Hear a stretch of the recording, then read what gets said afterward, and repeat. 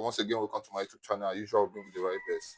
Dele Farotimi, a very popular son, a lawyer, is spitting fire currently, demanding for the immediate release of Mazi Nnamdi Kanu. He is calling on the federal government that they should stop silencing voices that is supposed to benefit the nation, because that is the reason why the country is into critical state currently, calling for the release of Mazi Nnamdi Kanu. Biafran evangelist Dele Farotimi has spoken and demanding for the immediate release of Mazi Nnamdi Kanu because he's a voice that can shape in Nigeria. What do you have to say concerning this? Yeah, good morning, good afternoon, good evening, good night, depending your time zone. May the Lord bless you. The Father to me is a Yoruba man. You know, one thing I do tell you is that it's not about tribe. It's all about a person, and it's all about integrity, and it's all about discipline. It's all about sincerity. It's all about standing on the truth and speaking that truth. It's all about seeing the light and accommodate it instead of accommodating darkness and continue swimming in light. And that darkness and the light is what has swallowed Nigeria. And that was why Mazi Nnamdi Kanu make a statement in the court on the 24th of September 2024. He said, I'm going to conquer Nigeria with truth. The suffering of my people will end him, and he will end Nigeria. And one prophet, either from Zambia or thereabout, one young man said it one certain time that they should handle Kanu with the care. That if he were to be asked, he would say they should free that man. That the thing is that he saw when Nigeria now need peace, and the man refused. That he will not accept offer again. That what he demanded must be given to him. He gave the prophecy, and it was ignored. And that is what is playing now. Then I follow to me, the son is a Yoruba man. But it's a man with integrity, a man with difference, a man with a disciplinary spirit. It's a man that said the truth and he speaks the truth. And he said the way it is. Because what is happening today in Nigeria is what Mazi Nnamdi Kanu have already saw. And he spoke out, he voiced out, of which if Nigeria is a nation that love the truth and they wish themselves good, I believe that the voice of somebody like Mazi Nnamdi Kanu shouldn't have been thrown into the mud, just the same way Nigeria did. Instead of them to look at it and look into that man's statement, that man's prophecy is a prophet without a church. I'm talking about Mazi Nnamdi Kanu. All that he has said, which in Nigeria thrown into the gutter, is what has come to pass in Nigeria. And that is why Dele Farotimi to me is sounding and is speaking boldly and confidently. And what Dele Farotimi to me has said is pure truth, no lie inside. Mazi Nnamdi Kanu commits no offense. See, if we are talking about hate speech, let me use the word hate speech. As Mazi Nnamdi Kanu actually make a statement that warrant him to be in the court, not to talk more of being in the prison. Somebody that see the evil that shall befall a nation, if he did not love Nigeria, he wouldn't have exposed the atrocity that is about to come. You understand me? If he did not love Nigeria, he will not expose the secrets of the enemy. He will not expose what is about to befall Nigeria and what will sink Nigeria. He will not expose it. If Mazi Nnamdi Kanu is wicked, is evil. And they come again. What he has said. Has he said something that, too ridiculous or too small for him to say? Regarding to a clergy, Naga, who said that who openly said, outrightly, without any remorse, without any regret, that the Christians in Nigeria are infidel. Do you know what that statement could trigger in another country? If this kind of statement sound out, just the same way, with the boldness and confidence as the man just said it, and still claim right, and we have government, and nobody, not even Parliament, has ever visited or uttered a word. The House of Presidency was calm. But to Mazi Nnamdi Kanu, even the statement of this man was made here in Nigeria. But Kanu made a statement revealing the secret, the downfall of Nigeria, the nepotism of Nigeria in UK. Yet, they use it to judge him in Nigeria and sentence him to life imprisonment, which God will judge Omotosho and Tinubu. You get my point? So where are we actually going? That is why I'm still saying Nigeria no go better. Not because it's a reality. A nation or a person who want to do well in life is somebody that collect what? Correction. Somebody that is, that have a teachable spirit. You go far in life. In anything you do, even as a nation. Do you think America or Donald Trump doesn't collect advice? He goes for advice. People advise him. People advise America. That is why you see America moving forward. China is going. Do you know that China is where they are today because of what? Advice. They seek for advice and they take advice. They take instruction and they act. They add it to their own. That is where they are today. Do you know that if not that America have gone too viral and become too strong, that China have taken the marketplace. If you come to Africa now, China have taken African market. True or false? They have taken African market. How did they do it? It was a strategy because they listened. Advice. But when it comes to Nigeria, because the person speaking is an Igbo man, hatred. Is a who? A Christian. Hatred, infidel, as the man said. They track Kanu, they kidnap Kanu. But the man that said this is in Nigeria that didn't do anything. People carry gun, visit Mazen Nnamdi Kanu home, kill people, buy everybody. And they are still buying up to today. Nigerian government have never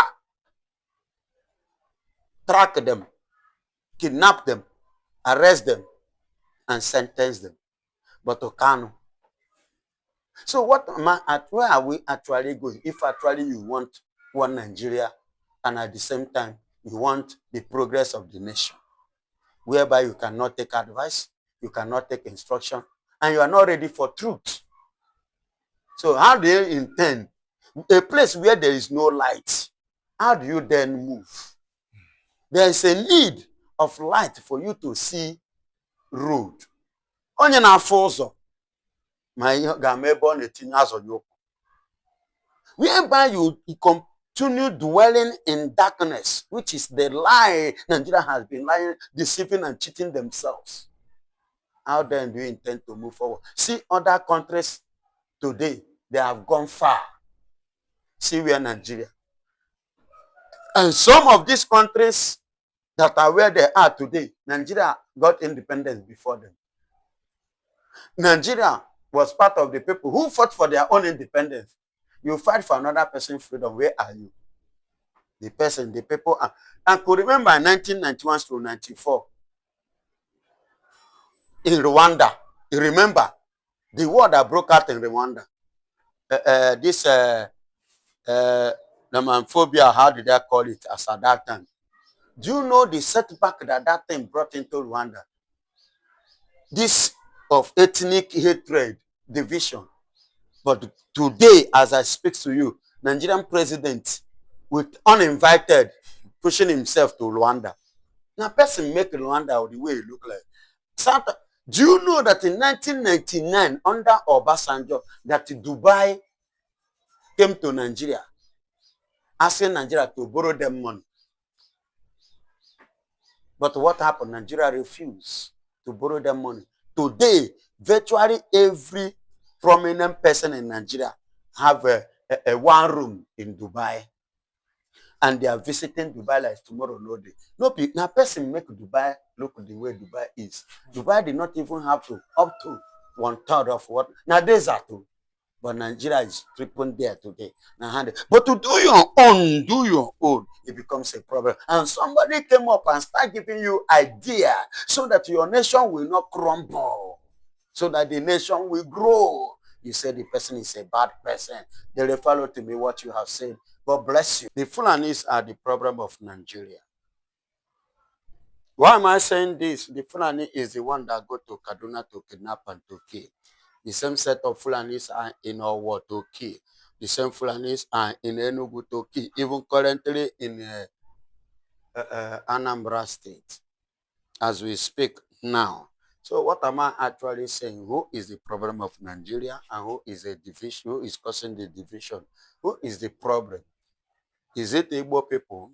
No, but the Fulanis are the problem. You see why Mazen Nnamdi Kanu said he happened to be the victim because he stand to end the marginalization of his people. He doesn't want his people to keep on facing the intimidation and humiliation coming from this a total stranger who joined Nigeria or who came into the country in 1804. A brother of Biafra, you enter, you become something else. Nigeria was, in peace. To be sincere and to be honest, you are saying you don't want division. Please, who wants division before? And who are the people responsible to divide Nigeria? And who are the people responsible for the problem facing Nigeria? We were together before since 1914, if I'm not mistaken, when it was officially declared and announced and emerged as one nation. And things was working peacefully. So accordingly, everybody freely, even before they emerge or they join forces of illegally by the government of the British. Nigeria, as at that time, was not seen as Nigeria. It was seen as a different entity, but they still have one thing in common in terms of their trading and their business transaction and communication and relationship. This thing now, make me to say something that I do tell people when people come, education, education, education. I make people to understand that everybody is educated and we were once educated before the arrival of the British because we have been running business, partnering together, running matter issues, running things together. And before the British came to Nigeria, Igbos have been living in the northern part of Nigeria. Hello.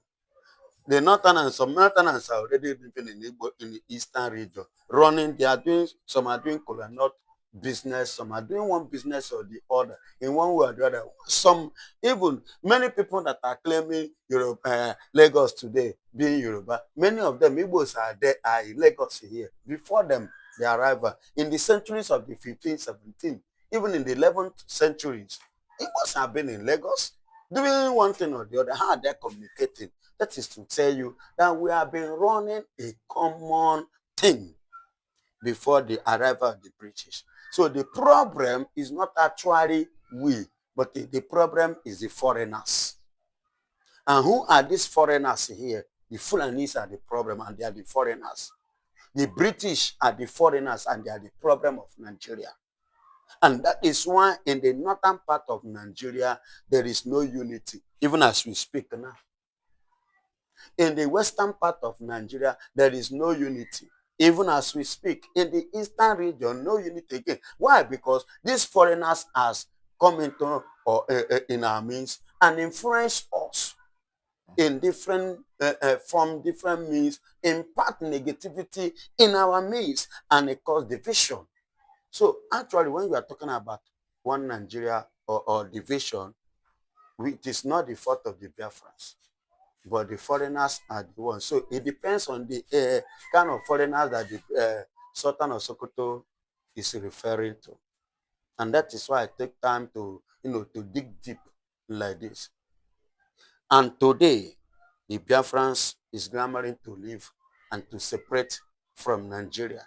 The Nigeria we want to separate is the amalgamation of the British. Lord Lugard emerged in 1914. That is the one we want to separate ourselves from. Are you hearing me? So that we can have our own government and run our own governmental system, not a palace system of government. Just as the North is running, just as the British are running, because in UK you go, you can do your findings. The decision making come from the palace.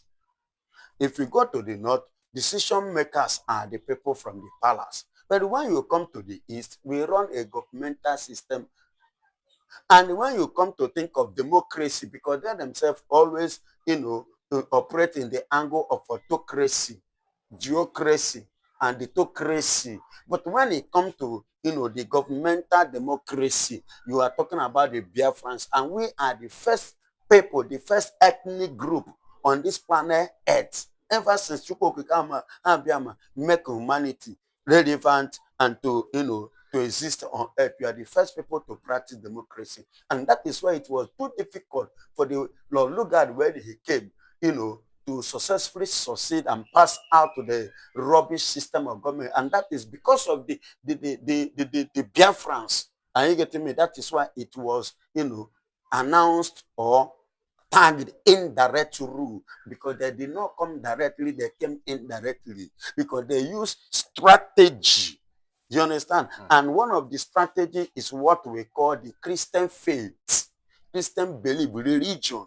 Is one of the things that they use in order to convince and to convert the Biafrans to align with them, which they finally form and judge us together and join us together and emerge us and call us one nation, Nigeria. Because we never agree.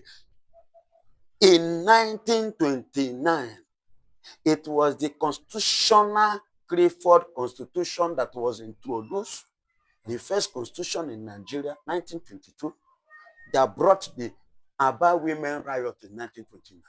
Because the constitution went contrary to our own constitution. Because the firstborns, Ndokpara, have their what? Their say in decision making. Omada, that is the first daughters, have their right contribution in the decision making. You understand? And the likes, even the last born, and the likes of them. So decision is not only made or being, concluded or decided by the king, one person. It was a collective effort of the unity of the community.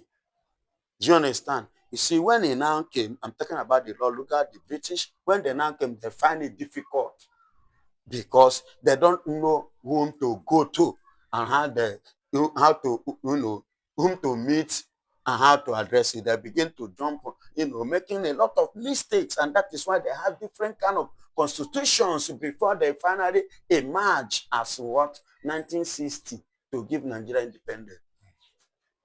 After Clifford Constitution collapsed, in 1939-1945, you have another constitution that came up after the Second World War.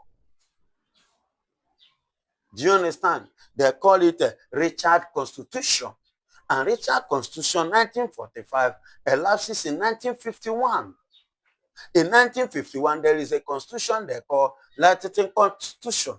It was after the Latin Constitution that elapses that collapsed in 1951 to 54. Then we have McPherson. It was under the constitution of McPherson Constitution in 1954 that we emerged as a nation, Nigeria, in 1959. Then because the British, the Ghana get independence in 1957 together with the Biafrans. We got our independence too. While the northern Nigeria got their independence too, 1959. So they now emerged us completely in 1960. That is when Nigeria, they said they give Nigeria independence. So we, the Biafrans, have been the upfront fighting for our freedom before today. So Sultan of Sokoto shouldn't say or referring, or people shouldn't see Sultan of Sokoto making this statement, believing or thinking that America or Israel or Russia or any country are the one coming to cause a conflict or confusion of division among the two brothers. No, they are not. We are the one fighting to stand on our own because we have seen already what these foreigners, which are the Fulanis, they are the problem. They are the one that brought division. that we never agree today. That's why I bring the memory, from the ancient little bit of this of history into this matter. So they are the problem. The Fulanis are the problem, and they are the one that bring this kind of disunity in Nigeria. Them and the UK. And that is why we don't use eye to see each other. Today, they are the cause. You get the point? So, and that just the pure truth. So, everybody, based on that statement, should not begin to see USA or Netanyahu or whatever as the problem. The problem is the UK and the Fulanis. And that is why we can't use eye to see each other anymore.